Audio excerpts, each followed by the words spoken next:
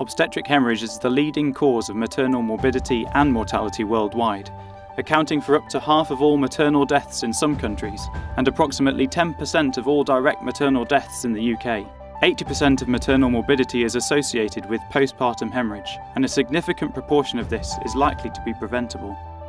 It is estimated that postpartum hemorrhage affects about 1 in 7 maternities, and the incidence appears to be increasing both in the UK and internationally.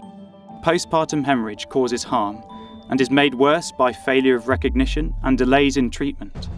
The most accurate way to recognise the amount of blood loss is by direct measurement and cumulative quantification.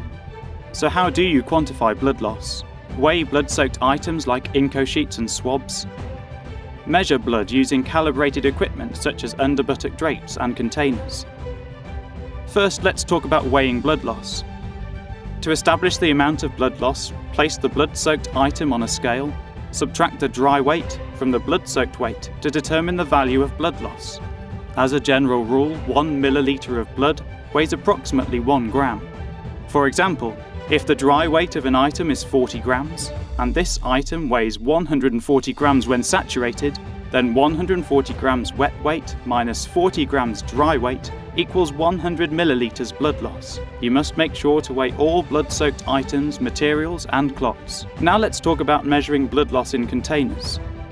Measure using graduated or calibrated suction containers and under-buttock drapes with calibrated pouches, remembering to subtract other fluids such as amniotic fluid or urine.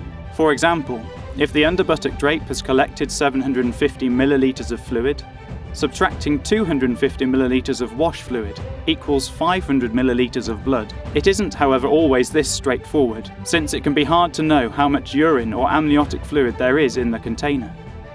One strategy that can help with precisely measuring accurate blood loss is to document the amount of fluid collected in a container prior to the delivery of the placenta. Since most of the fluid collected prior to the delivery of the placenta isn't blood, but most of the fluid collected after the placenta has been delivered is blood.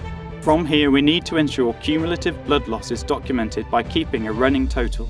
Postpartum hemorrhage can transform a healthy woman in labour into a critically ill patient within minutes. We must work together to reduce harm from postpartum hemorrhage. Quantification of blood loss at every birth can help save women's lives.